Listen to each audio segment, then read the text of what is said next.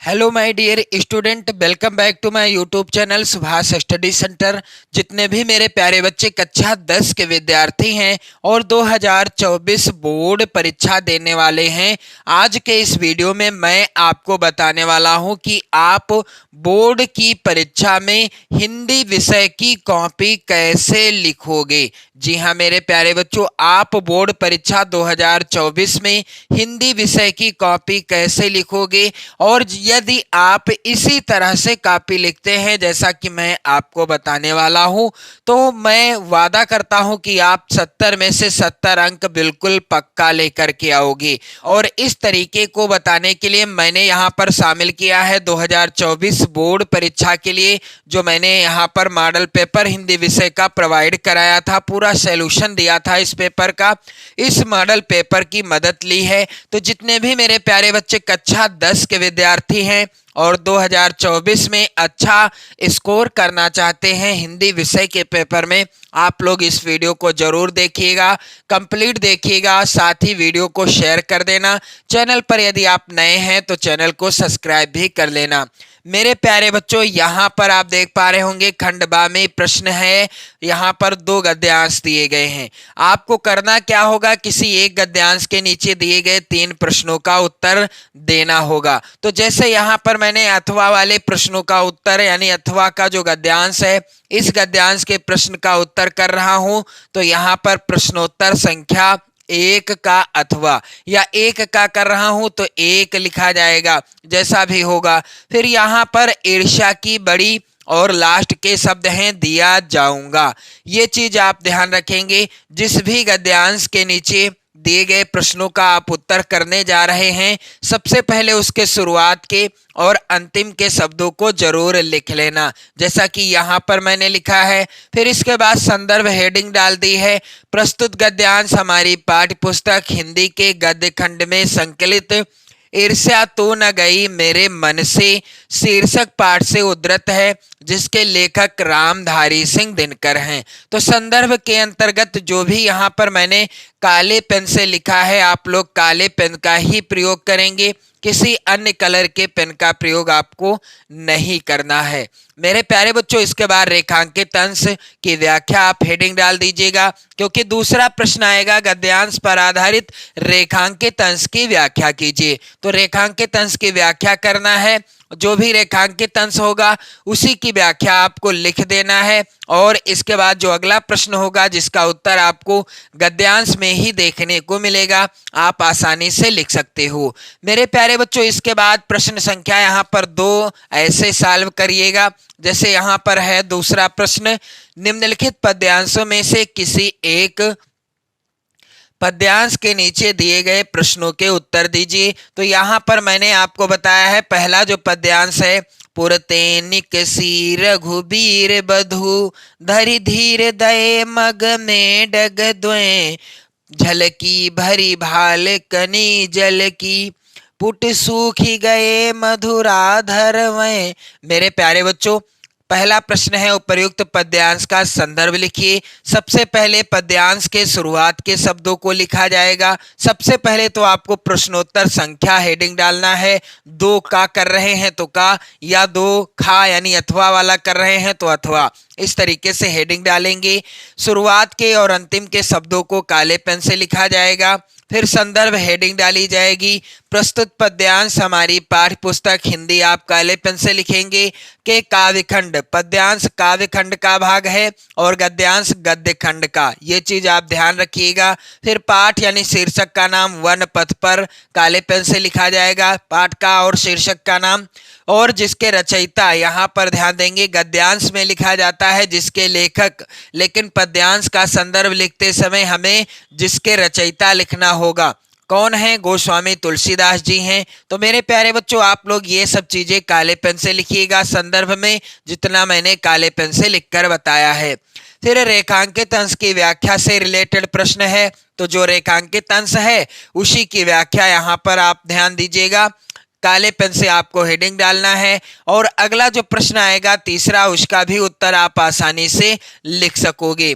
इसके बाद मेरे प्यारे बच्चों, यहाँ पर आप लोग ध्यान दीजिएगा, अगला प्रश्न है प्रश्न संख्या 3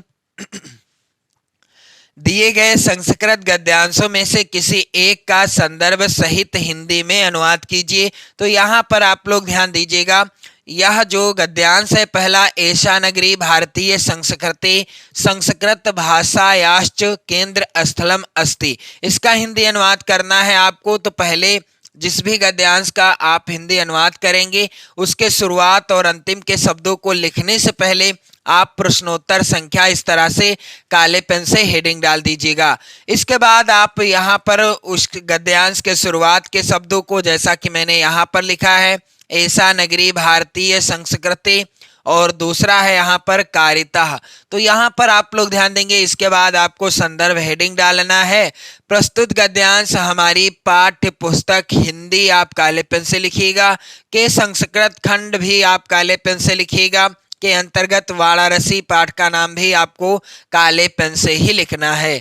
फिर इसके बाद आप हेडिंग डालेंगे हिंदी अनुवाद। आप ध्यान रखिएगा कैसे आपको हेडिंग डालना है और कितनी लाइन छोड़कर आपको लिखना है, सारी चीजें आप लोग देख पा रहे होंगे। इसके बाद मेरे प्यारे बच्चों आप देखोगे अगला प्रश्न है, यहाँ पर प्रश्न संख्या 4 है, दिए गए संस्कृत पद्यांशों में से किसी एक का संदर्भ सहित हिंदी में अनुवाद कीजिए। तो यहाँ पर जो अथवा में है यहाँ पर पद्यांश, इसका मैं आपको हिंदी में अनुवाद करके बताऊंगा।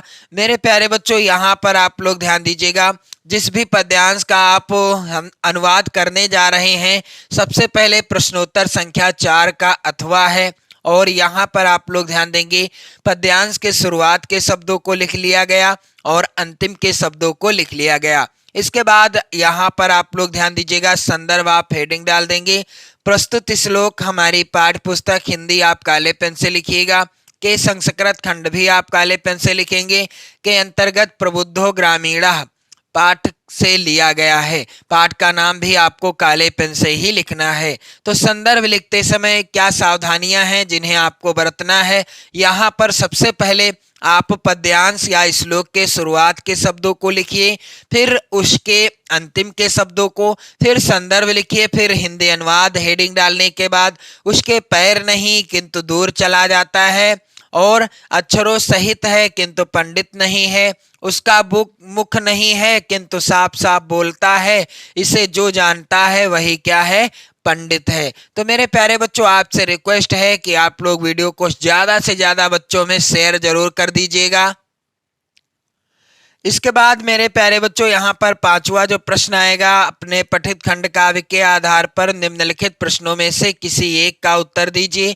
तो जो भी खंड काव्य आपके जिले के लिए निर्धारित है उस खंड काव्य में से किसी एक प्रश्न का उत्तर लिखना होगा आपको, और 3 नंबर आपको मिल जाएंगे। मेरे प्यारे बच्चों यहाँ पर आप लोग ध्यान दीजिएगा अगला प्रश्न, और यहाँ पर आप देख भी सकते हो प्रत्येक खंड काव्य से 2-2 प्रश्न पूछे भी गए हैं। इसके बाद मेरे प्यारे बच्चों यहाँ पर आप लोग ध्यान दीजिएगा, प्रश्न संख्या 6 का है, दिए गए लेखकों में से किसी एक लेखक का जीवन परिचय देते हुए उनकी एक प्रमुख रचना का उल्लेख कीजिए। तो मेरे प्यारे बच्चों किसी एक लेखक का जीवन परिचय लिखना है। कैसे लिखना है, उदाहरण स्वरूप मैं आपको बता दूं, जैसे मुझे या आपको जयशंकर प्रसाद जी का जीवन परिचय लिखना है, तो सबसे पहले क्या करेंगे, प्रश्नोत्तर संख्या इस तरह से डाला जाएगा 6 का के अंतर्गत, और किस नंबर पर है, यहाँ पर दूसरे नंबर पर है जयशंकर प्रसाद जी का जीवन परिचय, तो 2 नंबर यहाँ पर डाल दिया जाएगा और नाम लिख दिया जाएगा जयशंकर प्रसाद। फिर यहाँ पर आपको क्या करना है, 6 का हेडिंग डाल देना है,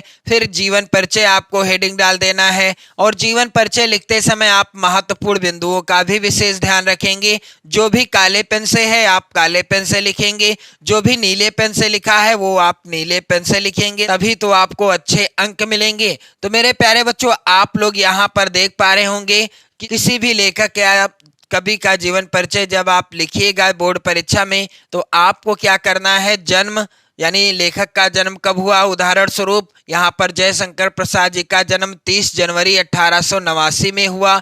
जन्म स्थान क्या था, काशी था। पिता श्री देवी प्रसाद साहू थे। शिक्षा इन्होंने 8वीं तक प्राप्त की।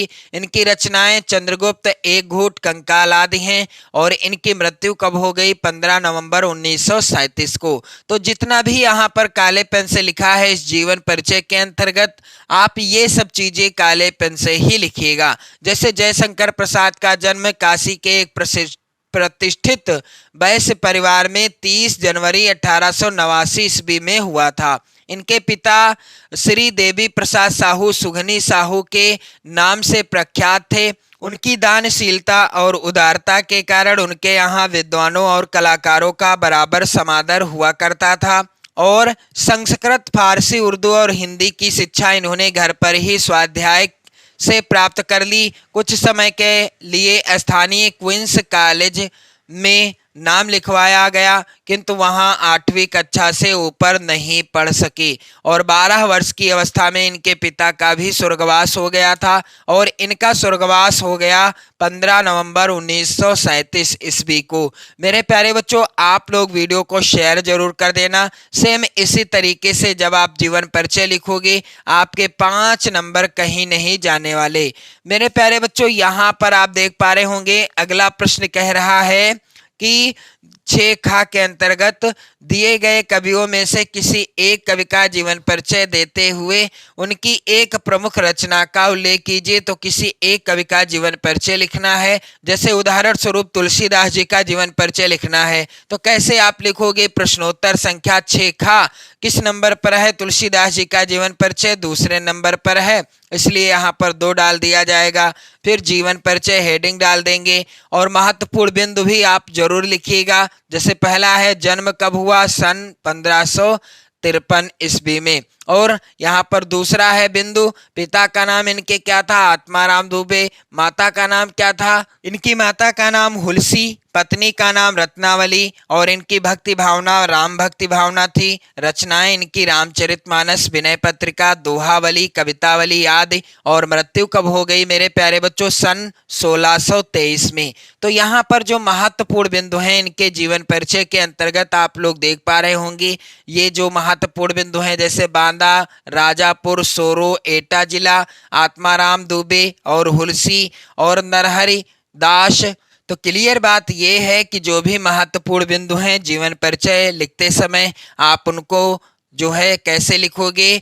काले पेन से लिखोगे, जैसा कि यहाँ पर आप लोग देख पा रहे होंगे। सेम इसी पैटर्न पर आधारित यदि आप बोर्ड परीक्षा की कॉपी लिखोगे तो आपके 70 में 70 नंबर बिल्कुल पक्के हो जाएंगे। इसके बाद मेरे प्यारे बच्चों यहाँ पर प्रश्न अगला है, अपनी पाठ्य पुस्तक में से कंठस्थ कोई एक श्लोक लिखिए जो इस प्रश्न पत्र में ना आया हो। तो यहाँ पर आप लोग ध्यान देंगे, यहाँ पर देख लीजिए कौन सा श्लोक नहीं आया है। यहाँ पर 2 श्लोक पूछे गए हैं और सर्वे भवन्तु सुखिनः वाला नहीं पूछा गया। तो प्रश्नोत्तर संख्या 7 हेडिंग डाल दी जाएगी, सर्वे भवन्तु सुखिनः, सर्वे सन्तु निरामयाः, सर्वे भद्राणि पश्यन्तु माँ कश्चित् दुख भाग भवेत्। मेरे प्यारे बच्चों इस तरीके से आप श्लोक लिख लोगे। इसके बाद मेरे प्यारे बच्चों यहाँ पर प्रश्न संख्या 8 है, निम्नलिखित विषय पर पत्र लिखिए। 4 नंबर का यह प्रश्न आएगा। तो पत्र कैसे आपको लिखना है यहाँ पर आप लोग ध्यान दीजिएगा। प्रश्नोत्तर संख्या आप डाल देंगे और किस विषय पर प्रार्थना पत्र लिखना है? तो प्रश्न है यहाँ पर छात्रवृत्ति के लिए अपने प्रधानाचार्य को पत्र। कैसे लिखा जाएगा? सेवा में इस साइड में आपको लिखना है, श्रीमान प्रधानाचार्य जी, केपी इंटर कॉलेज प्रयागराज महोदय या माननीय महोदय। इस तरीके से सविनय निवेदन है कि मैं आपके विद्यालय की कक्षा 10वीं आ का छात्र हूँ। मैं सदैव ही अपनी कक्षा में उत्तम अंकों से उत्तीर्ण होता रहा हूँ और इतना ही नहीं, वाद विवाद प्रतियोगिता तथा खेलों में भी सक्रिय भाग लेकर पुरस्कार जीतता रहा हूँ। कक्षा 8 में 74% अंक प्राप्त कर विद्यालय में 5वां स्थान भी प्राप्त किया है। मैं आपसे विनम्र निवेदन करना चाहता हूं कि मेरे घर की आर्थिक स्थिति अच्छी नहीं है। डर है कि कहीं अर्थाभाव के कारण मेरी पढ़ाई न छूट जाए, अतः आशा है कि आप मुझे विद्यालय कोष से छात्रवृत्ति प्रदान करने की कृपा करेंगे। मेरे प्यारे बच्चों इस तरह से आप इस पर भी एप्लीकेशन लिख सकते हैं। अगला प्रश्न यहाँ पर आप लोग ध्यान दीजिएगा। अगला प्रश्न है यहाँ पर प्रश्न संख्या यहाँ पर 9। निम्नलिखित प्रश्नों में से किन्हीं 2 प्रश्नों का उत्तर संस्कृत में दीजिए। तो 2 प्रश्न होंगे जिनका उत्तर आपको संस्कृत में फिल करना होगा। पहला है यहाँ पर वाराणसी कस्या भाषायाः केंद्रम अस्ति। तो इसका उत्तर होगा वाराणसी भारतीय संस्कृति संस्कृत भाषायाश्च केंद्र स्थलम अस्ति। और इसके बाद यहाँ पर जो दूसरा प्रश्न है, पदेन बिना पत्रम दूरम यात, इसको भी सॉल्व करा दिया है। प्रश्न संख्या 10 है मेरे प्यारे बच्चों, निम्नलिखित में से किसी एक विषय पर निबंध लिखिए जिसके लिए निर्धारित हैं 7 नंबर। तो यहाँ पर मैंने आपको बता दिया है कंप्लीट कि कैसे आपको बोर्ड परीक्षा में हिंदी विषय की कॉपी लिखनी है, कहाँ पर कैसे हेडिंग डालना है। यदि आपने वीडियो ना देखा हो तो जरूर देख लें, वीडियो को लाइक कर दें, शेयर कर दें। तो आप सभी से रिक्वेस्ट है कि आप लोग वीडियो को ज़्यादा से ज़्यादा मित्रों में शेयर कर देना, ताकि आपके सभी मित्र अच्छे से समझ सकें कैसे बोर्ड परीक्षा में लिखना है। तो पढ़ते रहें, मस्त रहें, स्वस्थ रहें। जय हिंद।